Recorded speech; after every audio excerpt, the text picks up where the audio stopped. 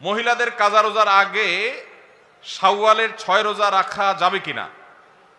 মহিলারা তাদের মাসিকের কারণে যে ভাঙতি রোজা হয়, শাওয়াল মাসে তারা কি সে ভাঙতি রোজাগুলো, কাজা রোজাগুলো আগে রাখবেন নাকি শাওয়ালের 6 রোজা আগে রাখবেন? এটা একটা কমন প্রশ্ন।